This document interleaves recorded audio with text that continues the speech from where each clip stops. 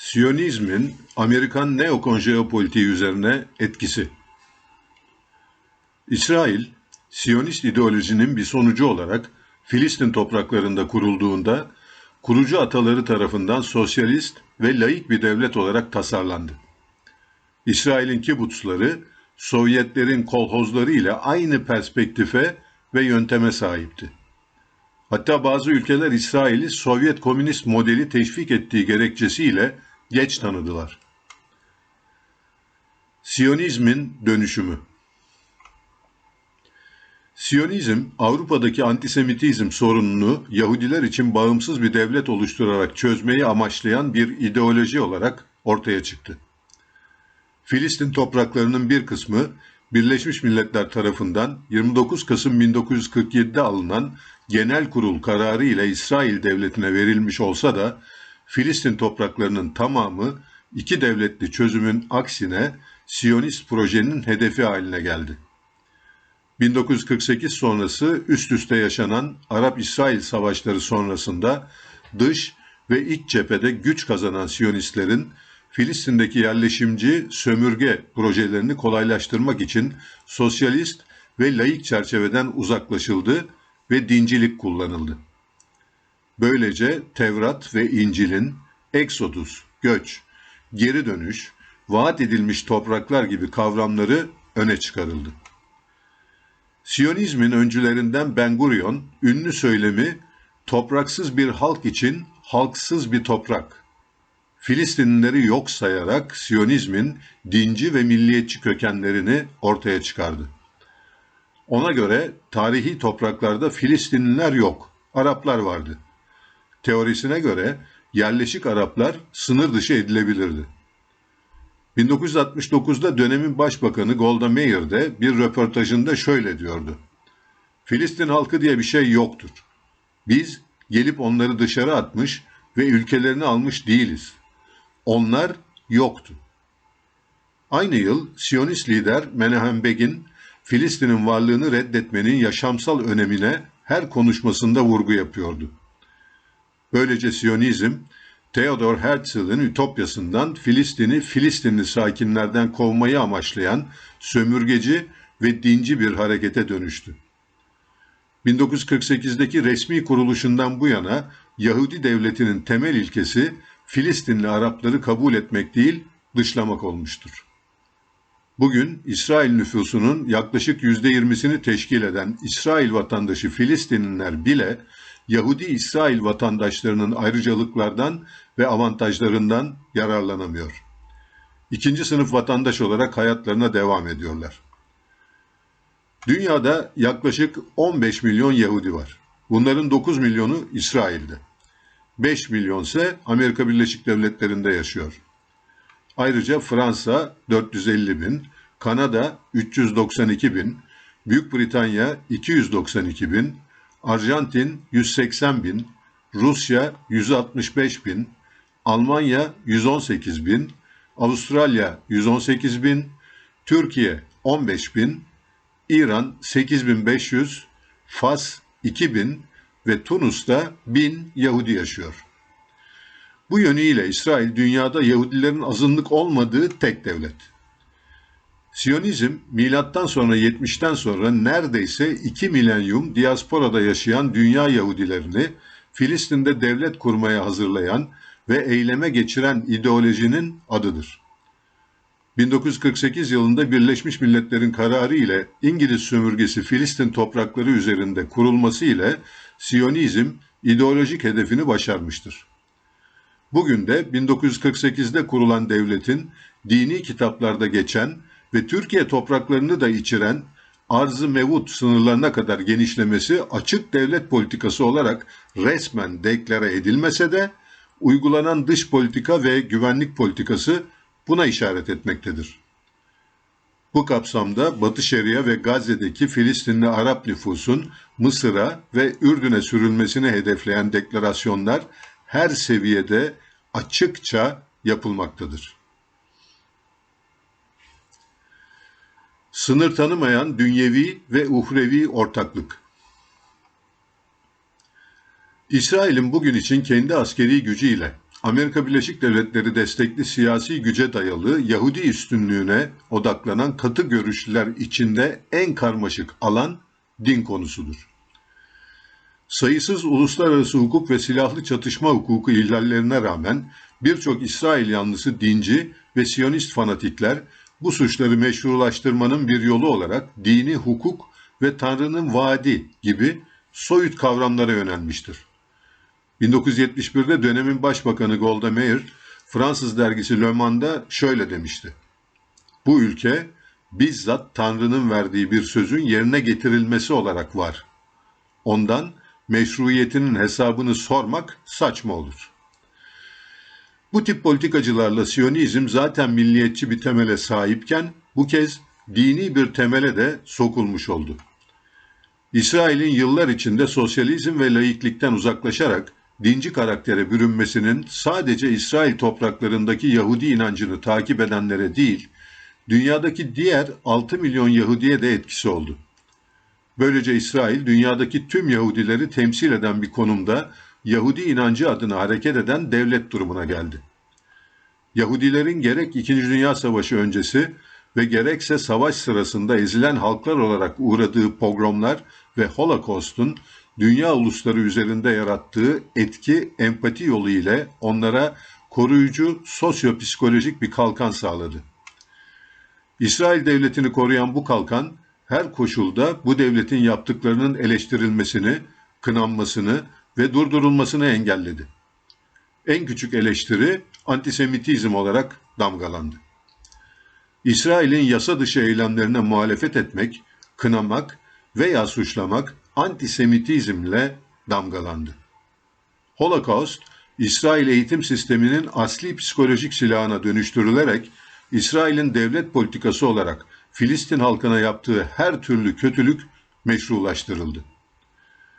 İsrail, hukuk ve ahlak dışı eylemlerini meşrulaştırmak için antisemitizm suçlamalarını ve soykırımın mirasını sonuna kadar ve kötüye kullandı. İsrail bir şekilde Amerika Birleşik Devletleri desteğini de alarak kendisini hukukun üstünde gördü ve uluslararası sözleşmeler, Birleşmiş Milletler kararları veya temel etik ve ahlaki standartlar tarafından dokunulmaz hale getirildi. İsrail Başbakanı Ariel Sharon, İsrail'in meydan okumasını en iyi şekilde 2001'de dile getirmişti. İsrail'in başkalarını yargılama hakkı olabilir ama kesinlikle hiç kimsenin Yahudi halkını ve İsrail devletini yargılama hakkı yoktur. Ancak Güney Afrika Cumhuriyeti bu iddiayı 11 Ocak 2024 günü Uluslararası Adalet Divanı'nda İsrail aleyhinde açtığı soykırım davası ile yerle bir etti. Neokonlar ve Siyonizm. Amerika Birleşik Devletleri ve Avrupa Birliği'nde çok etkili olan Yahudi sahipli medya, sinema, reklam, finans, ticaret firmaları ile akademi dünyası antisemitizm silahını çokça kullandı. Diğer yandan diasporadaki Yahudi sermayesinin ve nitelikli insan gücünün tarih boyunca en güçlü devletlerin himayesine girmesi ve söz konusu devletlerin kullanımına sunulması, İkinci Dünya Savaşı sonrası Amerika Birleşik Devletleri'nin de işine geldi. Nitekim Truman, Başkan Roosevelt'in aksine bağımsız Yahudi devletinin Filistin'de kurulmasına izin vermekle kalmadı, İsrail'in koruyucusu oldu. 1960'lardan sonra başta Leo Strauss gibi Amerikalı Yahudilerin teorisyeni olduğu neokonlar ortaya çıktı ve Yahudilikle Hristiyanlığın ortak mirasını gündeme taşıdılar. Amerikan gücünün Amerikan jeopolitik hedefleri için gerektiğinde acımasızca kullanılmasını savundular. 11 Eylül 2001 sonrası Amerika Birleşik Devletleri yönetimi tamamen neokonlara teslim oldu. Aynı dönemde Amerika Birleşik Devletleri İsrail işbirliği benzeri görülmemiş düzeylere ulaştı. İsrail, teröre karşı savaşta kendisini Amerika Birleşik Devletleri'nin en önemli müttefiki olarak ilan etti. Zira 11 Eylül sonrası Amerikan yönetimi tamamen neokonlara geçmişti. Aynı dönemde de Türkiye'de FETÖ ve işbirlikçileri tarihlerinin en parlak dönemini yaşıyordu. FETÖ'nün neokonların en ciddi yatırımlarından birisi olduğunu hatırlatalım. Bugün de durum aynıdır. Neokonlar ile Siyonistler arasındaki evlilik ve Yahudiliğin dogmalara dayalı dinsel sömürüsü, Amerika Birleşik Devletleri ve İsrail'in ortak çabalarına rehber oldu. Bu süreçlerde koruyucu kalkan olarak kullanılan antisemitizm, İsrail'in suç eylemlerini savunmanın bir yolu ve İsrail'in itibarının garantisine dönüştü. İsrail ve Washington'daki neokon müttefikleri, İsrail'i savunmak adına ona yönelik açık tehditleri kendi saldırganlık ve şiddetinin gerekçesi olarak kullanmaya devam ettiler. Son olarak Yemen'e silahlı müdahalede Amerika Birleşik Devletleri'ndeki neokon medya ve Lindsey Graham gibi neokon senatörlerin açıkça İran'a müdahale çığlıkları atmasının altında yatan gerekçe budur. Diğer yandan Amerika Birleşik Devletleri'ndeki Yahudi lobisinin gücü neokonlarla buluşunca İsrail'i eleştiren diğer seslerin duyulması tamamen engelliyor. Bugün seçim dönemine giren Amerika Birleşik Devletleri'nde bu eleştiriler imkansıza yakın hale geliyor. Bu durum Amerika Birleşik Devletleri'nin jeopolitik çıkarlarına hizmet edecek şekilde kullanıldı ve kullanılmaya devam ediyor. Amerika Birleşik Devletleri ve neokonlar için İsrail'in önemi. İsrail'in Nil Havzası, Süveyş Kanalı, Anadolu Yarımadası, Kıbrıs, Doğu Akdeniz, Kızıldeniz, Basra Körfezi, Dicle-Fırat Havzası, kısacası Akdeniz, Levant, Orta Doğu ve Kuzey Afrika'ya hakim konumdaki coğrafyası, Amerika Birleşik Devletleri için mükemmel vekil devlet özellikleri içermektedir. Bazı Amerika Birleşik Devletliler için İsrail, Orta Doğu'daki uçak gemisi olarak tanımlanmaktadır.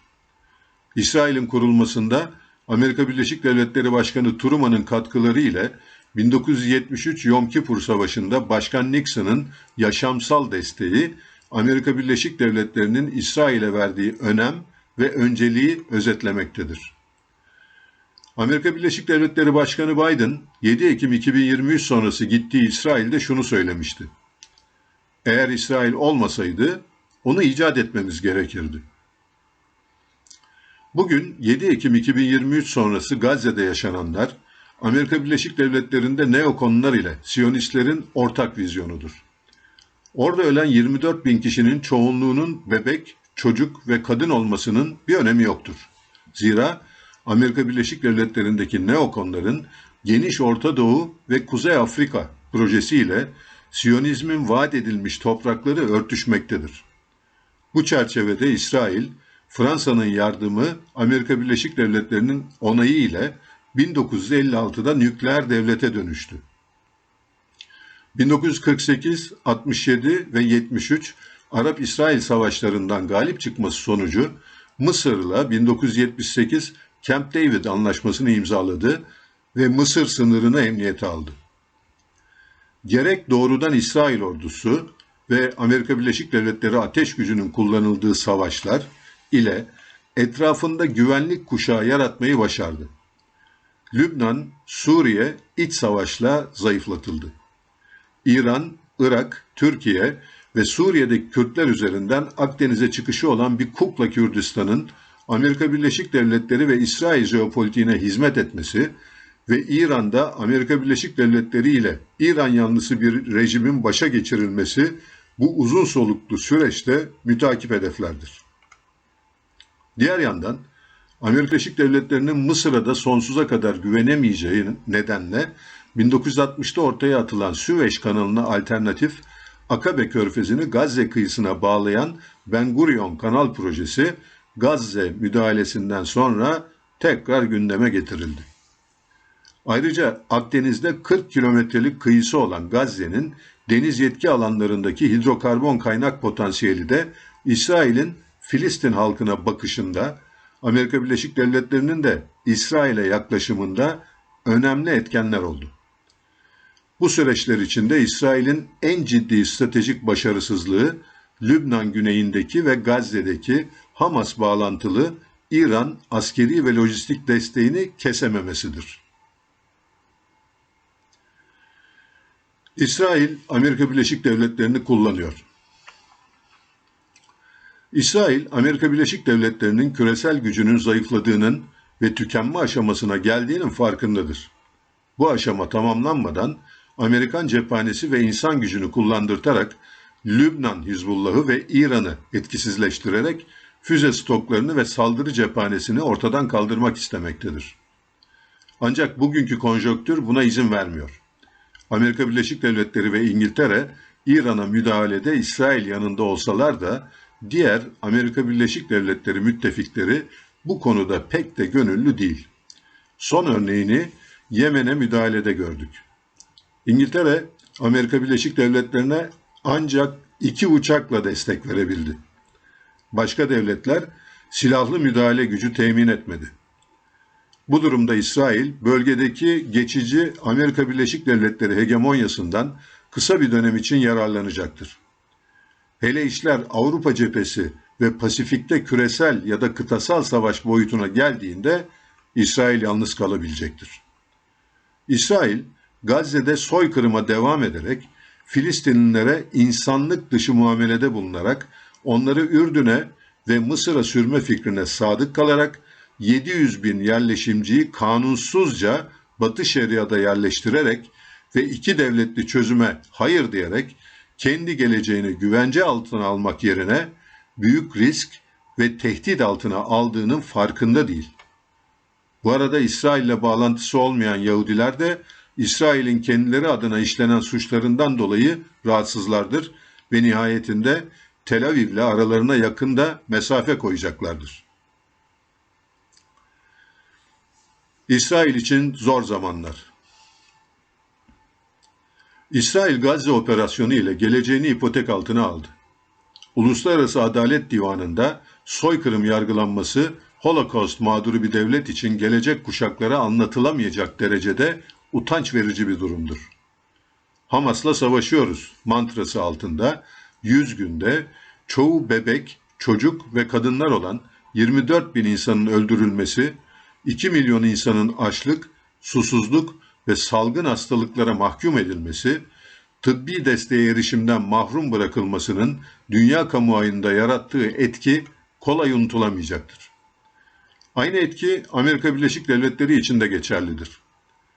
İsrail'e her hukuksuzluğunda arka çıkan Amerika Birleşik Devletleri dolaylı olarak Gazze'deki katliama destek vermektedir. Yemen'de İsrail'e dur demeye çalışan Husilere saldıran Amerika Birleşik Devletleri, Netanyahu'ya Gazze operasyonlarını durdurması için yeterince baskı yapmıyor. Aksine cephane sevkiyatı devam ediyor. Amerika Birleşik Devletleri bir yandan kural temelli dünya derken, bir yandan gerek Gazze, gerekse Yemen üzerinden kural temelli dünyayı yok sayıyor. Amerika Birleşik Devletleri'nde ve Avrupa Birliği ülkelerinde antisemitizm yaftası ile susturulmaya çalışanlar her geçen gün çoğalıyor ve İsrail aleyhtarlığı artıyor. İsrail'de de Amerika Birleşik Devletleri neokon jeopolitiğinin etkisindeki dinci Siyonist politikaları eleştiren ciddi kişiler var. Örneğin İç İstihbarat Teşkilatı Shin Bet'in eski başkanı emekli amiral Ami Ayalon, İngiliz Guardian gazetesine verdiği röportajda Filistinliler kendi devletlerine sahip olana kadar İsrail'in güvende olamayacağını, Hamas'ı yok etmenin gerçekçi bir askeri hedef olmadığını ve Gazze'deki mevcut operasyonun örgüte desteği pekiştirme riski taşıdığını, Çin'den Amerika Birleşik Devletleri'ne, Rusya'dan bölgesel güçlere kadar İsrail'in hem düşmanları hem de müttefikleri olan uluslararası toplumdaki hemen herkesin hemfikir olduğu tek şeyin iki devletli bir çözüme duyulan ihtiyaç olduğunu söylüyor ve devam ediyor. Diğer seçenek, savaşların giderek daha şiddetli ve düşmanın giderek daha radikal hale geldiğini bildiğimiz halde savaşmaya devam etmektir. Biz İsrailliler ancak onlar, yani Filistinliler umut sahibi olduğunda güvenliğe kavuşacağız. Denklem budur. Aynı şeyi askeri bir dille söylemek gerekirse, kaybedecek bir şeyi olmadığına inanan bir kişiyi ya da grubu caydıramazsınız. Gideon Levy, İsrail'de çıkan en eski günlük gazete olan Haaretz'te köşe yazarıdır. Tutarlı ve sert bir Netanyahu muhalifidir. 15 Ocak 2024 günü İngiliz BBC'de Hard Talk programında konuştu. Özetle şunları söyledi. İsrail halkı maalesef gerçeklerden uzak tutuluyor. Gazze'de yaşananları İsrail halkı medyadan öğrenemiyor çünkü çok güçlü bir karartma var. Güney Afrika Cumhuriyeti'nin İsrail Uluslararası Adalet Divanı'nda soykırımla suçlama davasından son derece rahatsız oluyorlar. Ancak Gazze'de binlerce çocuğun öldürüldüğünü bilmiyorlar. İsrail, Gazze'de insanları öldürerek daha emniyetli bir hale gelemez. Yaşananları sadece 7 Ekim'e bağlamak yanlış. Bütün bu olaylar 1948'den itibaren başladı. Son 18 yılda 2 milyon insanı kafeste tutuyorsunuz. Daha ne bekliyorsunuz? O topraklarda ne yetişir? Şu andan itibaren Filistinliler İsrail'e daha çok düşman olacaktır. Hamas'la ilgisi oldu diye herkesi öldürmenin mümkün olmadığını söylemek zorundayız. İsrail şu an Gazze'de limitlerine erişmiştir. Bundan fazla adam öldürmek İsrail için yıkımdır. Daha da kötüsü, İsrail içerisinde barış isteyenler artık susturulmuş ve yok olmuştur.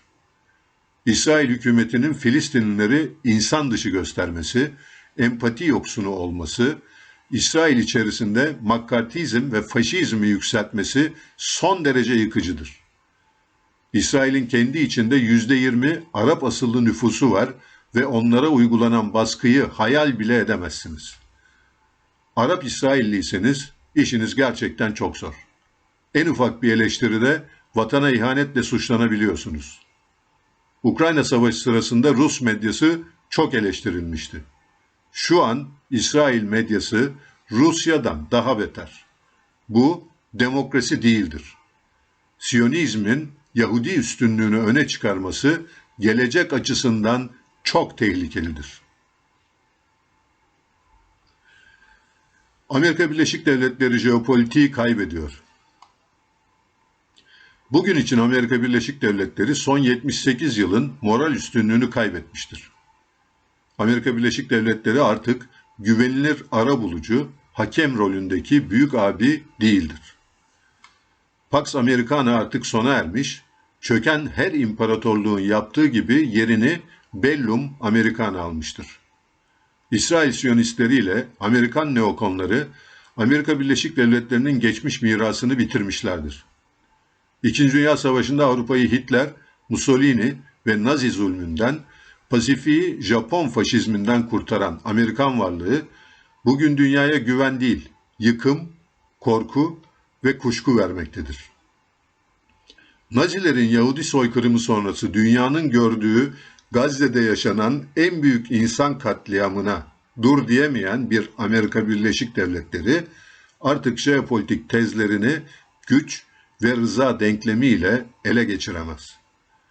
Bugüne kadar gücüne Amerika Birleşik Devletleri'nin batılı standartları ve kural temelli dünya düzenindeki rolüyle rıza gösteren devletler Amerika Birleşik Devletleri ile artık direnç rotasına girmiştir. Bunun en güzel örneğini Yemen'de gördük. Husilere müdahale eden Prosperity Guardian harekatına Amerika Birleşik Devletleri'nin yanında ateş gücüyle katılan sadece İngiltere oldu. İsrail, kurulduğu günden bu yana hizmet ettiği Amerikan jeopolitiği karşılığında Amerika Birleşik Devletleri'ni kendi jeopolitiğine esir etmiştir. Amerika Birleşik Devletleri zaten hegemonik gerileme sürecini yaşıyorken prematüre olarak İsrail'in yanında tüm insani değerlerin ve ahlaki normların yerle bir edildiği cephede yerini almıştır. Amerika Birleşik Devletleri bu aşamadan sonra ya daha saldırgan ve acımasız hale geçerek çöküşünü hızlandıracak, yeni hamlelere başvuracak ya da önce İsrail'i dizginleyip daha sonra kendi gerçeğiyle yüzleşerek çok kutuplu dünya düzeninde yerini alacaktır. Eğer Amerikan yönetimi neokonlara ve dinci siyonistlere teslim olursa bu sadece dünyanın değil, kendilerinin de sonunu hızlandıracaktır. Davos'ta geçen hafta yapılan Dünya Ekonomik Forumu'nda NATO Askeri Komite Başkanı Hollandalı Amiral ne diyor? NATO devletleri savaş için kırmızı alarma geçmeli ve beklenmeyeni beklemelidir. Bunu söyleyene değil, söyletene bakalım. Neokonlar adına Rusya'nın Ukrayna müdahalesi için her türlü kışkırtmayı yapan özde Amerika Birleşik Devletleri'nin daimi temsilcisi, sözde NATO Genel Sekreteri olan kişi, bugünlerde İsrail aleyhinde tek bir deklarasyonda bulunmamıştır. Aksine 7 Ekim sonrası Doğu Akdeniz'e gönderilen Amerikan Deniz Görev Kuvveti'nin desteğine NATO Daimi Deniz Görev Grubu'nu göndermekte kuşku duymamıştır. Yarın Husilere karşı 1999'da Kosova krizinde olduğu gibi Birleşmiş Milletler Güvenlik Konseyi kararı olmadan NATO'nun müdahalesi gündeme gelsin, anında düğmeye basacaktır. İran'la bir NATO ülkesi çatışırsa NATO'yu savaşa müdahil etmek için her türlü gayreti sarf edecektir. NATO'nun geçmişi benzer örneklerle dolu değil mi? Uzağa gitmeyelim. NATO'nun Afganistan'da işi neydi? Libya'da ne işi vardı? Bugün Amerika Birleşik Devletleri hızla geriliyor. Bunu geciktirmenin yolu Avrasya'nın süratle parçalanması ve savaşlarla oyalanmasıdır. NATO, Amerika Birleşik Devletleri'nin en büyük savaş vekilidir. Avrupa Birliği ülkeleri içinde Macaristan ve kısmen Türkiye hariç NATO, Amerika Birleşik Devletleri neokonlarına teslim olmuştur. Şimdi Ukrayna krizi doyum noktasına geldi. Neokonlar için yeni bir kriz yaratılarak taze kan ile hem Rusya hem İran oyalanmalıdır. Doğu Akdeniz ve Orta Doğu'da sıkışan Amerika Birleşik Devletleri için Asya güçleri karşısında denge sağlayacak yeni kriz alanlarına ihtiyaç vardır. Avrupa'nın Amerika Birleşik Devletleri jeopolitiği için daha çok devreye girmesi gerekmektedir. Kenar kuşakta Avrupa daha çok cephane ve kan harcamalıdır. Böylece Rusya ve İran gibi Amerika Birleşik Devletleri jeopolitiği karşıtı güçler Pasifik'teki büyük ve sonuç belirleyici hesaplaşmada Çin'e destek olamayacaklardır. İşte bu şartlar altında Türkiye, yakın gelecekte coğrafyasının ve tarihinin gücünü kullanarak tamamen tarafsız kalmalı ve neokonların Gazze'de örneklenen vahşi saldırılarının temsil edildiği cephede büyük ekonomik ve finansal baskılara rağmen kesinlikle yer almamalıdır. Türkiye'de Türk Silahlı Kuvvetleri'ni İran'la çatıştırmak isteyen neokon destekçisi mandıcılara itibar edilmemelidir. Gazze'deki soykırıma dur demek için Kürecik X-band radarı kapatılmalı, İncirlik üssünün ikili kullanımı sonlandırılmalı ve Bahreyn'deki Amerikan Deniz Kuvveti'nden temsilcimiz geri çağrılmalıdır. Büyük jeopolitik deprem her geçen gün yaklaşmaktadır. Bu süreçte Türkiye'nin iç cephede birlik olma, dinci ve etnik ayrımcı söylemlerden uzaklaşma ve Mustafa Kemal'in reçetesine dönmekten başka seçeneği artık kalmamıştır. Dinci cephede ve bölücü cephede ayrı ayrı 31 Mart seçimleri için oy arayanlar, küresel değişimin tsunami dalgaları Türkiye'yi vurduğunda pişman olacaklardır. Türk milletinin yaklaşan bu büyük depreme hazırlanmasında Atatürk'ten başka seçeneğinin kalmayacağı günler yaklaşmaktadır. Cem Gürdeniz.